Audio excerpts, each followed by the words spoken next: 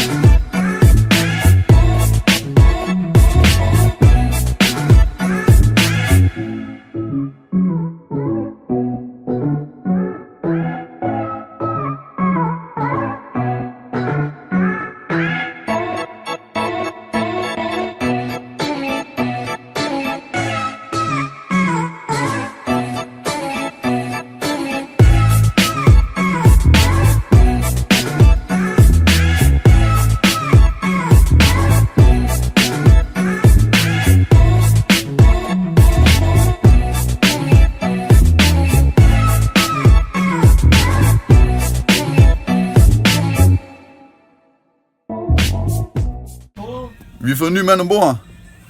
Jesper. Hej. Var det en hård svømmetur? Ja. Eller hvad er koden? Koden til hvad? Telefonen. Har du med at sige, Jesper?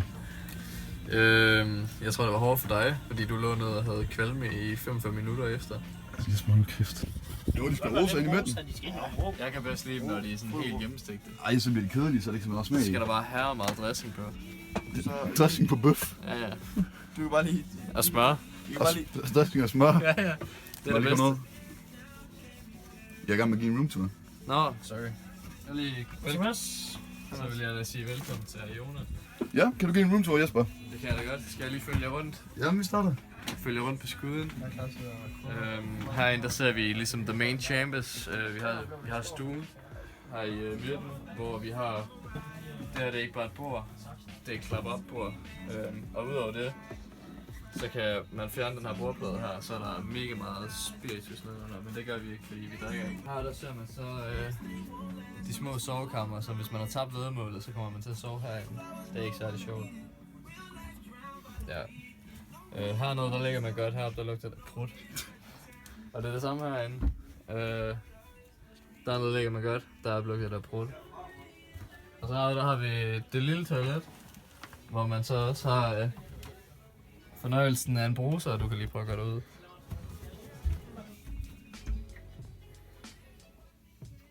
Det er jo luksusnak, hvis man ikke kan klare sig forbi. Jamen det er godt nok, der er godt med plads på båden i hvert fald. Ja, ja. Og så har vi stuen her, og så har vi så det lille køkken herovre, hvor vi står og laver mad lige nu faktisk. Vi har nogle pomfritter i ovnen, og så er vi ved at lave noget kød og noget grill, og så skal vi have nogle bajer og hyggeligt. Ja, ja. Vi drikker ikke. Og så har vi The Command Center.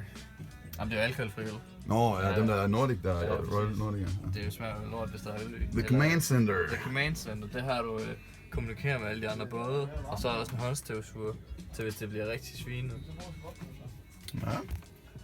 Så herinde, der har vi The Master Bedroom.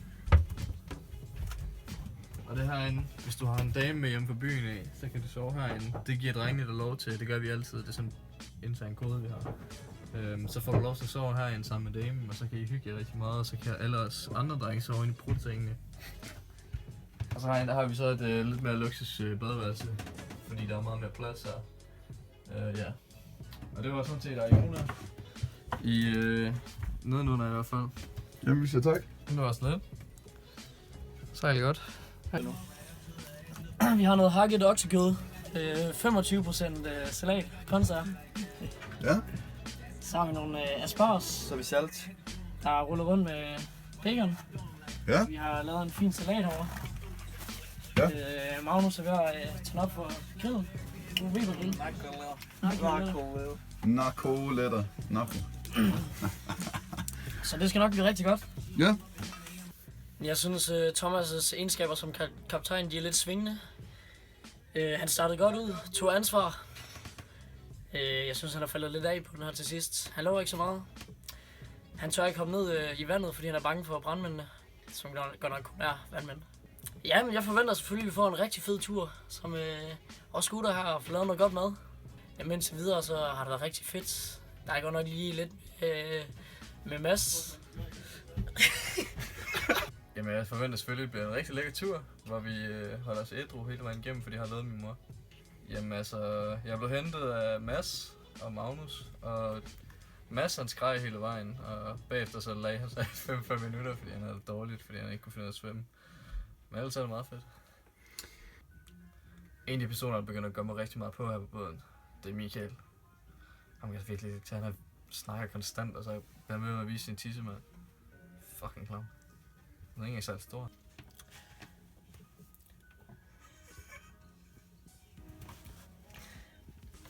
Jeg ved ikke, om jeg bare gerne vil sættes af og bare tage hjem. Kan jeg snart ikke mere. Jeg føler bare, at alle de går og snakker dårligt om mig bag min ryg. Det er kun Jesper, jeg ved 100% hvor jeg har ham. Han har min ryg til hver en tid. Det er rigtig fedt, men alle de andre... Undskyld. Prøv lige igen. Jamen, der går mange rygter herinde, og det er blandt andet en af dem der, det er, at folk ikke kan finde ud af at være sammen med Mif.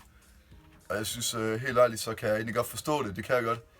Men mig som kameramand, så skal jeg bare leve op og ned af ham hele tiden, fordi at, han vil bare hele tiden være i søgelyset. Han vil bare ind og kigge i kameraet, han vil være en del af det her. Nej. Nej.